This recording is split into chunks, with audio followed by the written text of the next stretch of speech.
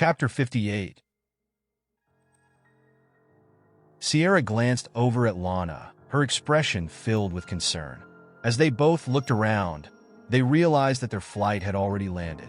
Adelmo scanned the area, not noticing anyone suspicious. The werewolves on board were in their human forms, blending in with the rest of the passengers. Slowly, everyone began to gather their belongings and make their way off the plane. Sierra, Lana, and Adelmo followed suit, grabbing their things before heading towards the next terminal for their flight back to New Orleans. Arriving at their gate, they were surprised to see that a significant number of people from their previous flight were also on the same connecting flight. Adelmo couldn't help but feel a sense of unease, unsure of why so many were on the same journey. As the announcement for boarding came, they handed over their tickets and proceeded to board the plane. Finding their seats, they stowed away their belongings and settled in for the journey ahead. Time seemed to pass quickly, and before they knew it, the flight attendants were already preparing for takeoff. Adelmo, Lana, and Sierra exchanged glances, a silent agreement passing between them to stay vigilant. Adelmo kept a watchful eye on the passengers around them, trying to gauge if there was anything amiss. The flight back to New Orleans was uneventful, but the feeling of being watched lingered in the back of their minds. As they landed in New Orleans, they couldn't shake off the sense of unease that had settled over them during the flight. Little did they know, their journey was far from over, and they would soon find themselves embroiled in a series of unexpected events. Sierra leans in closer to Lana, her voice barely above a whisper. "Lana, remember that last flight we took? I had the strangest dream." Lana's expression shifts to one of concern as she asks, "What kind of dream?" Sierra hesitates before responding. "It was really weird. I dreamt that the werewolves from the flight dragged me to the back room, and were up to something." Lana's eyes widen in surprise as she processes Sierra's words. She quickly turns to Adelmo, leaning in to whisper, "Adelmo, I need to tell you something." Adelmo looks at her curiously, prompting Lana to explain. "Sierra had the same dream as us. She dreamt about the werewolves taking her to the back of the plane too." Adelmo's expression shifts to confusion as he turns to Sierra, asking, "Did you dream about being taken to the back of the plane as well?" Sierra nods, puzzled by the connection. Adelmo muses, "It's strange how we all had the same dream. Not sure what it means, but it's definitely something worth noting." Sierra's recount of her dream sends a shiver down Lana's spine. The thought of werewolves lurking in the shadows of the plane was enough to make her uneasy.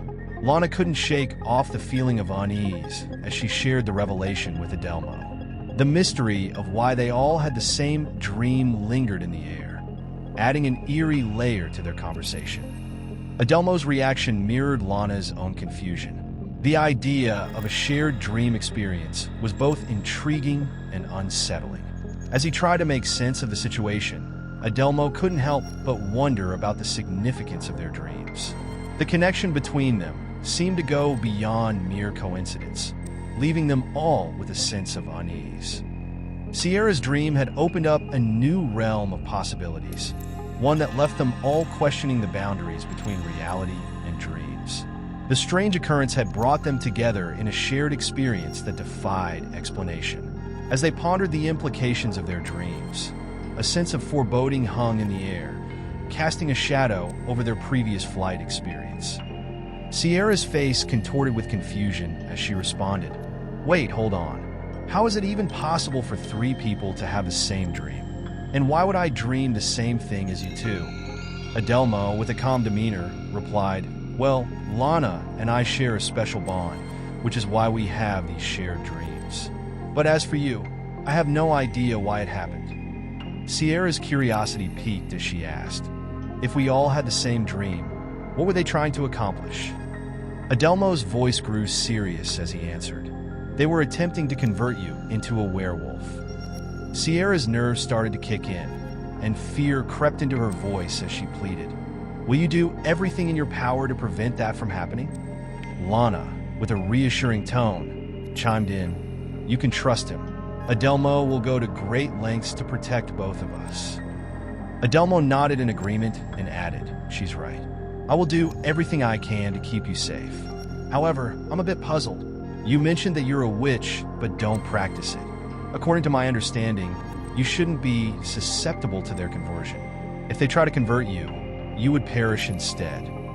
Sierra's confusion lingered as she questioned, "How do you know all of this?" Adelmo's eyes held a hint of mystery as he revealed, "Let's just say I am a protector of all people. My family has passed down this duty through generations, leaving behind notes for the next generation to learn and prepare for what lies ahead." Sierra fell silent, unsure of how to respond. Suddenly, the plane began its descent, and they could see the runway approaching. Sierra exclaimed, "Wow, that was a quick flight." Lana glanced at her watch and noticed that it was just after 10 o'clock in the morning. As they disembarked from the plane, they gathered their belongings and made their way towards the parking lot where Lana's car was parked. The anticipation of their journey still lingered in the air, and they couldn't wait to begin their adventure. Lana swiftly opened the trunk of her car, and one by one, they tossed their bags inside. The trunk was spacious enough to accommodate all their luggage, ensuring a comfortable ride ahead.